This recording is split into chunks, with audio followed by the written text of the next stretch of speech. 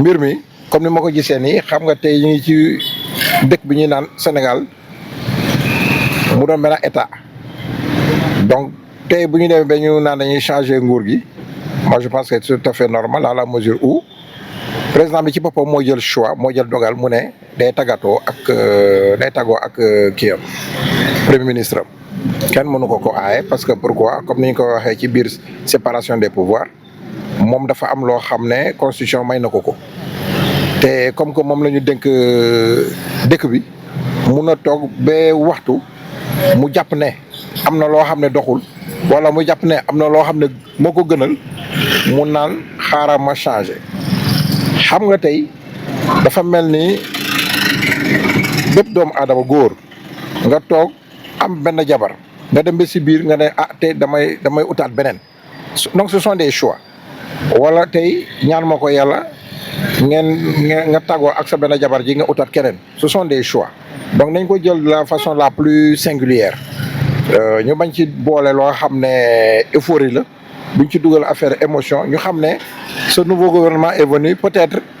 pour répondre aux aspirations des populations même bu fekkente ne man j'ai une position j'ai une préférence mais gis nga ku nekk dañu lay bàyyi rek ñu observer la ñu xool du moment que moom nee na équipe gouvernementale bële gënalu ko bii ma ko gënal mais que les populations observent nañu xool rek lan la ñuy apporter dans la mesure où dafa am loo xam ne moo leen andiwoon fii donc ce qui veut dire que dafa am position yoo xam ne population amoon nañ ko am na bébét bu ñu doon jàmbat am na lu ñu doon xaar ci ñoom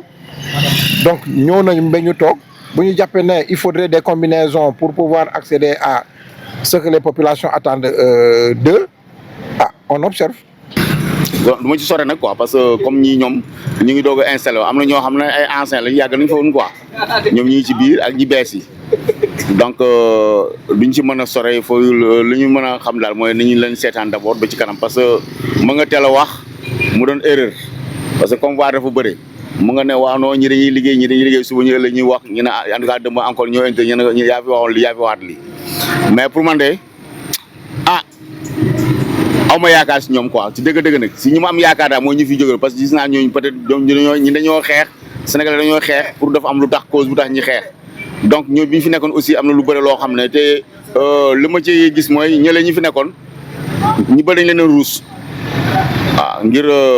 président Ousmane Sonko ñi bëri dañ leen ruus te ñi bëri dañ leen ragal def dara mais comme il n'est plus là ñi si des de moom xam naa dóorkat yëpp si la ñu gën a am occasion. Oui, ça c'est la chose que j'ai le plus déploré.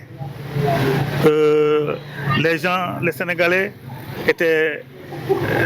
très sûrs que ce nouveau gouvernement-là allait nous apporter beaucoup de choses. Avec le tandem Sonko-Diomaye, on avait pensé que les choses allaient bien marcher. Mais quand il y a eu ce divorce-là, moi, présentement, je suis très découragé. Parce que je ne suis pas satisfait du fait que Sonko se sépare de Diomaye. Vraiment, ça c'est très, très, très regrettable. Maintenant, je ne sais pas comment ils vont faire parce que jusqu'à présent, les choses ne sont pas encore bien stables, puisque l'opposition a demandé à ce que Sonko quitte l'Assemblée. Il y a tous ces problèmes-là. Donc le pays, jusqu'à présent, n'est pas encore assis sur de bonnes bases. Moi, je serais très rationnel, très modéré ci lu mel noonu. Parce que je ne voudrais pas ñi di wax affaire ay crise institutionnelle. Mon papa disait toujours que problème doomu aadama mooy dem ci problème mais problème musul dab doomu aadama. C'est l'homme qui va vers les problèmes mais les problèmes ne vont jamais vers la personne. Donc il ne faudrait pas que les gens anticipent à créer des problèmes alors qu'il n'y en a pas. Il y a ce qu'on appelle la séparation des pouvoirs. L'exécutif qui a ses pleins pouvoirs, conçus par la Constitution. Il y a le législatif aussi qui a ses pleins pouvoirs, régi par la Constitution, encadré. Et le judiciaire qui a ses pleins pouvoirs, encadré par la Constitution. Donc je pense que nit ki ku nekk da nga nar a bàyyi xel ci loolu ku nekk tamit mu liggéeyam en toute transparence en toute responsabilité